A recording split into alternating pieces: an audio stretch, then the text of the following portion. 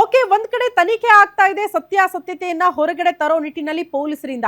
ಇದರ ಜೊತೆಗೆ ಈಗ ಮೃತಪಟ್ಟಿರುವ ರಾಜಶೇಖರ್ ರಕ್ತದ ಸ್ಯಾಂಪಲ್ ಅನ್ನ ಕೂಡ ತೆಗೆದುಕೊಂಡು ಕಳಿಸಲಾಗಿದೆ ಅನ್ನೋದ್ರ ಡೀಟೇಲ್ ಸಿಗ್ತಾ ಇದೆ. ಫೈರಿಂಗ್ ಮಾಡಿರೋ ಸ್ಪಾಟ್ ನಲ್ಲೇ ಖಾಕಿ ತಲಾಶ್ ಆಗ್ತಾ ಇದೆ. ಬ್ಯಾನರ್ ಗಲಾಟೆಯ ಘಟನಾ ಸ್ಥಳವನ್ನ ಪೊಲೀಸರು ಈಗ ಗುರುತು ಮಾಡಿದ್ದಾರೆ. ಎಕ್ಸಾಕ್ಟ್ಲಿ ಎಲ್ಲಿ ಘಟನೆ ಆಯಿತು ಅಂತ. ಗಾಯಗೊಂಡವರ ಸ್ಥಳ ಮತ್ತು ರಕ್ತದ ಕಲೆ ಮಾದರಿಯನ್ನ ಸಂಗ್ರಹ ಮಾಡಲಾಗ್ತಾ ಇದೆ. ರಾಜಶೇಖರ್ ಮೃತಪಟ್ಟ ಸ್ಥಳ ಮತ್ತು ರಕ್ತದ ಕಲೆಯನ್ನ ಕೂಡ ಈಗ ಕಲೆಕ್ಟ್ ಮಾಡಿಕೊಂಡಿದ್ದಾರೆ. ಮಹತ್ವದ ಸಾಕ್ಷಿಯನ್ನ ಕಲೆ ಹಾಕಿದ್ದಾರಂತೆ ಪೊಲೀಸರು. ಘಟನೆಗೆ ಸಂಬಂಧಪಟ್ಟಂತೆ ಫೈರಿಂಗ್ ಮಾಡಿರೋ ಸ್ಪಾಟ್ ನಲ್ಲೇ ಖಾಕಿ ತಲಾಶ್ ಮುಂದುವರಿತಾ ಇದೆ.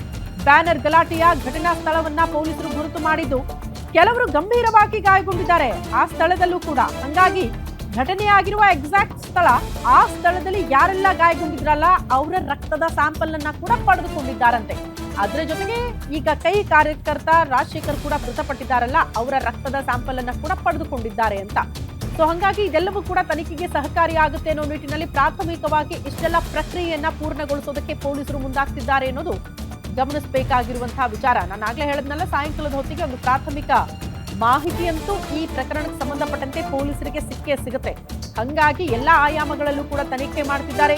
ಘಟನೆ ಆಗಿರುವ ಸ್ಥಳದಲ್ಲೂ ಪರಿಶೀಲನೆ ಆಗ್ತಾ ಇದೆ. ಗಾಯಗೊಂಡವರ ಹೇಳಿಕೆಯನ್ನ ಕೂಡ ದಾಖಲಿಸಿಕೊಳ್ಳಲಾಗುತ್ತೆ. ರಾಜಶೇಖರ್ ಯಾರ ಗುಂಡೇಟಿನಿಂದ ಬಲಿಯಾಗಿದ್ದು ಅದ್ರ ಬಗ್ಗೆ ಕೂಡ ಒಂದಷ್ಟು ಮಾಹಿತಿಯನ್ನ ಪೊಲೀಸರು ಪಡೆದುಕೊಳ್ಳೋದಕ್ಕೆ ಮುಂದಾಗ್ತಿದ್ದಾರೆ ಅನ್ನೋದು ಬಹಳ ಸ್ಪಷ್ಟ. ದೃಶ್ಯ ನೋಡ್ತಾ ಇದ್ದೀರಲ್ಲ, ಇದು ಜನಾರ್ದನ ರೆಡ್ಡಿ ಅವರ ನಿವಾಸದ ಮುಂಭಾಗ. ಬ್ಯಾನರ್ ಕಟ್ಟೋ ಸಂದರ್ಭದಲ್ಲಿ ಆಗಿರುವ ಗಲಾಟೆ, ಕೆಲವರು ಓಡ್ ಹೋಗೋ ಪ್ರಯತ್ನ ಮಾಡಿದ್ರು, ಇನ್ನು ಕೆಲವರು ಅಲ್ಲಿ ಜಿದ್ದಾಜಿದ್ದಿಗೆ ಅಂತ ಬಂದುಬಿಟ್ರು. ಕಲ್ಲು ದೊಣ್ಣೆಗಳಿಂದೆಲ್ಲ ಹೊಡೆದಾಡ್ಕೊಂಡಿದ್ದಾರೆ. ಹಾಗಾಗಿ ಈ ಘಟನೆಯಲ್ಲಿ ಕೆಲವರು ಗಂಭೀರವಾಗಿ ಗಾಯಗೊಂಡಿದ್ದಾರೆ. ಸೊ ಎಲ್ಲೆಲ್ಲಿ ಫೈರ್ ಆಗಿತ್ತು, ಎಲ್ಲೆಲ್ಲಿ ಗುಂಡುಗಳು ಬಿದ್ದಿತ್ತಲ್ಲ, ಅಲ್ಲೆಲ್ಲ ಕೂಡ ಮಾರ್ಕ್ ಮಾಡಿದ್ದಾರೆ ಪೊಲೀಸರು. ದೃಶ್ಯ ನೋಡ್ತಾ ಇದ್ದೀರಿ. ಜೊತೆಗೆ ಕೆಲವರು ಗಾಯಗೊಂಡವರ ರಕ್ತ ಕೂಡ ಅಲ್ಲಿ ಬಿದ್ದಿದೆಯಲ್ಲ, ಅದನ್ನ ಕೂಡ ಕಂಪ್ಲೀಟ್ ಆಗಿ ಮಾರ್ಕ್ ಮಾಡಿದ್ದಾರೆ ಪೊಲೀಸರು.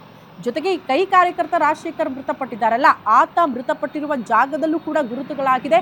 ಆ ರಕ್ತದ ಕಲೆಯನ್ನ ಕೂಡ ಈಗ ಕಲೆಕ್ಟ್ ಮಾಡ್ಕೊಂಡಿದ್ದಾರೆ ಪೊಲೀಸರು. ಇಡೀ ಪ್ರಕರಣಕ್ಕೆ ಸಂಬಂಧಪಟ್ಟಂತೆ ಇಷ್ಟೆಲ್ಲ ಪ್ರಕ್ರಿಯೆಗಳು ಸದ್ಯ ಕಂಪ್ಲೀಟ್ ಆಗಿದೆ ಅನ್ನೋದನ್ನ ದೃಶ್ಯಗಳಲ್ಲಿ ನೋಡ್ತಾ ಇದ್ದೀವಿ.